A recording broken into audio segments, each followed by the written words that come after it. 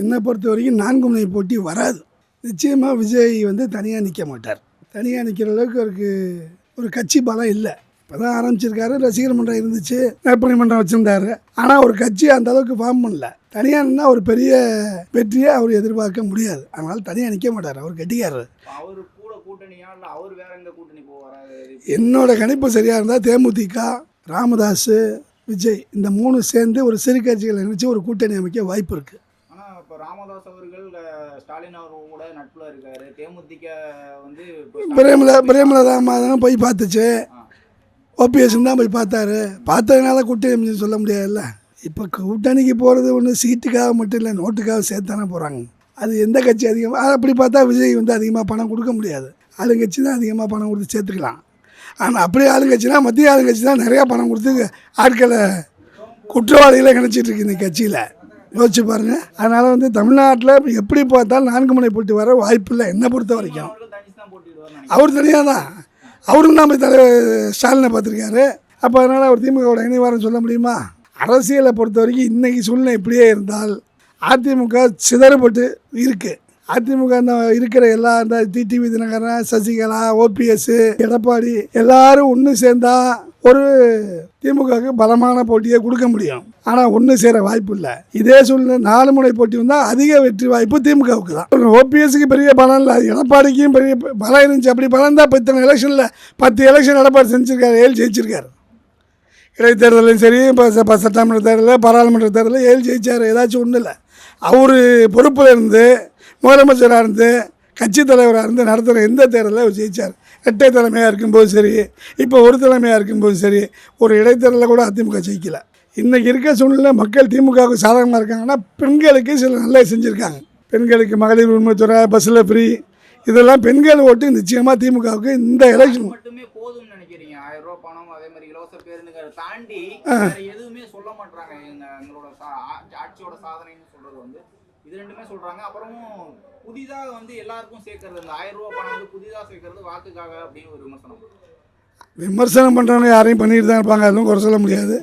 இன்னும் மக்கள் நல திட்டங்கள் நிறைய தான் கொடுத்துருக்காங்க. உடல் நலத்துக்காக எவ்வளோ திட்டங்கள். இப்போ கூட ஒரு உங்களுடன் சார்ந்த ஊராக போய் ஒரு ப்ரோக்ராம் போட்டு அங்கேயே தேவையில் நிறைவேற்றி கொடுக்குறாங்க. இது வரைக்கும் எந்த ஆட்சி நலம் காக்கும் சார், அது ஒன்று. அதுக்கு முந்தி மக்களுடன் சார்ந்து போட்டு ஒவ்வொரு ஊர்லேயும் கேம்ப் போட்டு அரசு அதிகாரிகள் வந்து 45 நாளைக்குள்ளே கொடுக்குற மனுவை தீர்மானம் பண்ணி கொடுக்குன்னு சொல்கிறாங்க. இது வரைக்கும் எந்த ஆட்சியும் எம்ஜிஆர் இருந்தது, இன்னும் சொல்லப்போனால் தலைவர் கலைஞர் இருந்தப்போ கூட அது நடக்கலை. இப்போ ஸ்டாலின் அதுக்கான முன்னெடுப்பு எடுத்திருக்காருல்ல. வந்து சென்னையில் ஒரு ஹாஸ்பிட்டல் போகும்போது டாக்டர்ஸ் எல்லாம் வரல. இதுக்கு முன்னாடி கஞ்சாகருப்பு வந்து ஒரு வீடியோ போட்டிருந்தாரு, டாக்டரே இல்லை பார்க்கல அப்படின்னு சொன்னது.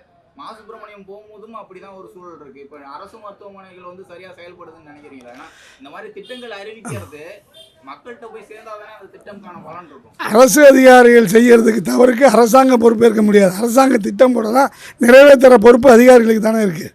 அந்த அதிகாரிகள் தவறு இன்னும் அரசாங்கம் தட்டி கேட்காமல் இல்லை, கண்ட்ரோல் பண்ணிக்கிட்டு தான் இருக்காங்க.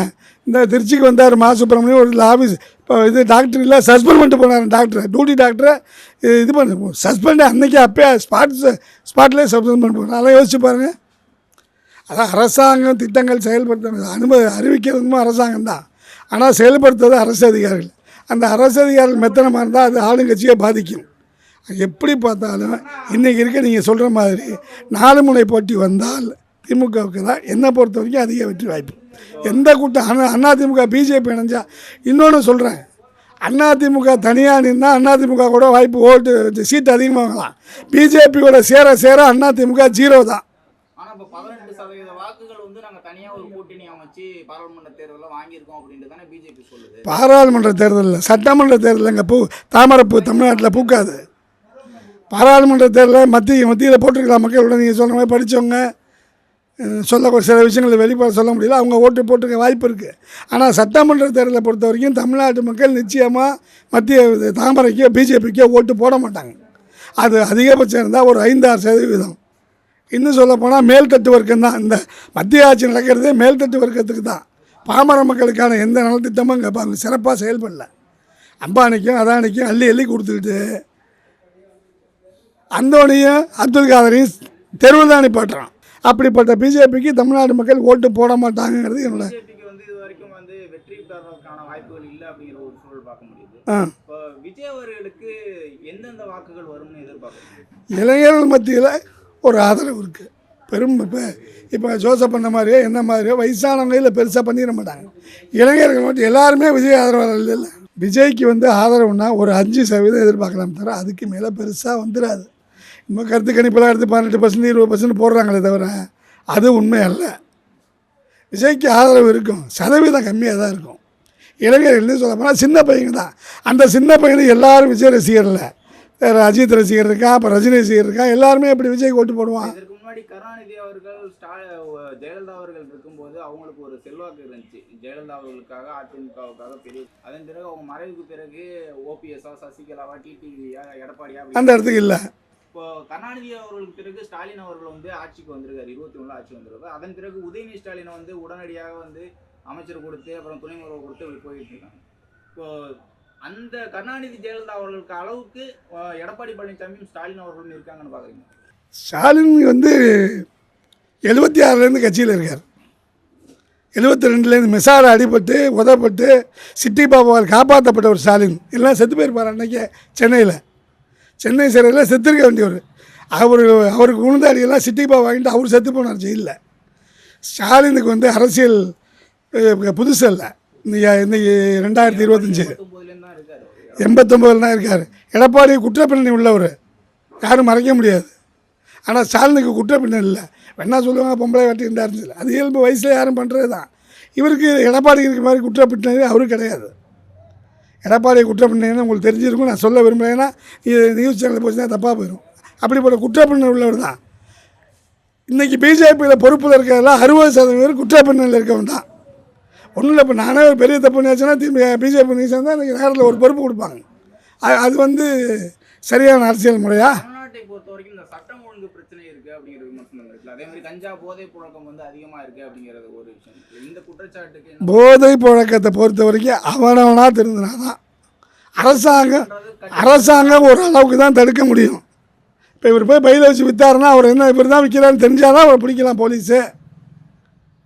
காவல்துறையும் சரியான முன்னெடுப்பு எடுக்கணும் அதுக்கு, அது ஏற்றுக்க வேண்டிய விஷயந்தான். ஆனால் அது எல்லா இடத்துலையும் இல்லை. நகரங்களில் அதிகமாக இருக்குது. இப்போ சிறுநகரம்லாம் ரொம்ப கிடையாது, பெருநகரங்களில் இருக்குன்னா அதுக்கு காரணம் அந்த இளைஞர்கள் மத்தியில் விழிப்புணர்வு இல்லை. கல்லூரி மாணவர்களும் இளைஞர்களும் போதைப் பொருளுக்கு அடிமையாகிட்டு தான் இருக்காங்க. அந்த போதைப் பொருளை பயன்படுத்துறதுக்கு இந்த அரசாங்கம் என்ன பண்ண முடியும்? தடை போடலாம், போலீஸை போய் ரெடி பண்ண சொல்லலாம், என்ன பண்ண முடியாதுக்கு? இல்லை, இப்போது தமிழ்நாட்டை பொறுத்த வரைக்கும் திமுக கூட்டணி கட்சிகள் வந்து விமர்சனம் வைக்கிறது, பிஜேபி ஆளக்கூடிய மாநிலங்கள் பாருங்கள், பீகார் பாருங்கள், குஜராத் பாருங்கள், அங்கெல்லாம் போதை பழக்கம் அதிகமாக இருக்குது, பெண்களுக்கு பாதுகாப்பு இல்லை அப்படிங்கிற ஒரு விமர்சனம் இருக்குது. அதே தமிழ்நாட்டில் கேட்டால் அதற்கு வந்து சரியான ஒரு பதில் கொடுக்காம இருக்கிறது எப்படி? பதிலெலாம் கொடுக்காம இருக்குது, இது இல்லைன்னு சொல்ல முடியாது, இருக்குன்னு பெருசாக சொல்ல முடியாது. பீகாரில் இன்றைக்கி போதைப்பொருள் கிலோக்கு தமிழ்நாட்டில் 20% கூட இருக்காது.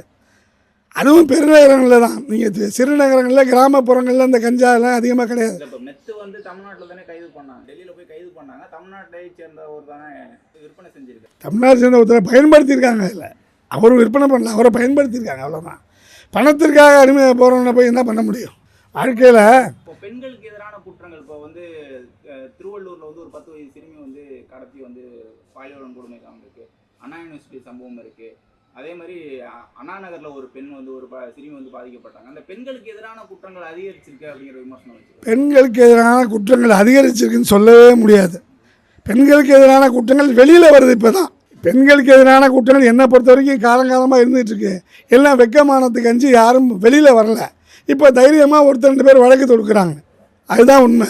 இப்போ நீங்கள் சொன்ன ஒரு பான் சொத்துக்கு ஒரு சோறு பார்த்தோன்னா 3 வழக்கு, கிட்டத்தட்ட இப்போ 7 கோடி பேருக்கு தமிழ்நாட்டில் ஒரு 3 வழக்கை பெருசாக பேசுகிறதுக்கு நியாயமற்ற செயல். 3 வழக்கு இல்லை, இது பெரிய அளவில் ஊடகங்களில் விவாதம் பண்ணப்பட்ட செயல். ஊடகங்கள் தான் டெய்லி வந்து இந்த சம்பவங்கள் நடக்குது தானே, ஊடகங்கள் தான் இதை பெருசாக்குது. அது பெருசாக்கணும் தானே, அப்படி தானே? அப்படி பார்த்தா இதில் பொள்ளாச்சி சம்பவம் அதிமுக ஆட்சியில் அதுவும் பெருசாக பேசப்படும். எவ்வளோ பெரிய சம்பவம் அது? அதுவும் பெருசாக பேசப்படும். எத்தனை இதாச்சும் ஒரு பொண்ணை சொல்கிறீங்க, எத்தனை பெண்களை சீரழிச்சாங்க அன்னைக்கு? 3 பேர்த்து ஒரு பத்திரிகை ஆஃபீஸை போய் கொடுத்துனாங்கல்ல அன்றைக்கி. இதுக்காக ஒன்று அப்படிங்கிற ஒரு கணக்கு நம்ம எடுத்துக்க முடியுமா? ஒரு குற்றம் நடந்தாலும் குற்றம் தானே.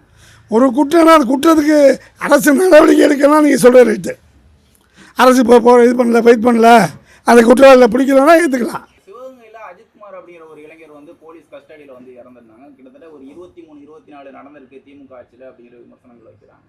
இப்போ அந்த குற்றம் நடந்தபோது கூட வந்து அவர் வழுக்கி விழுந்து கீழே விழுந்து வலிப்பு வந்து இறந்தாரு அப்படிங்கிற மாதிரி கேஸை முடிக்க பார்த்துறாங்க அப்படின்ட்டு தான் எஃப்ஐஆர் போட்டிருக்காங்க. இப்படிப்பட்ட சம்பவங்களை வந்து மூடி மறைக்க தானே பார்க்குறாங்க அதிகாரிகள். அதிகாரிகள் பண்ணுற தவறுக்கு அரசாங்கமோ அரசு பொறுப்பில் இருக்கவங்களோ பொறுப்பேற்க முடியாது.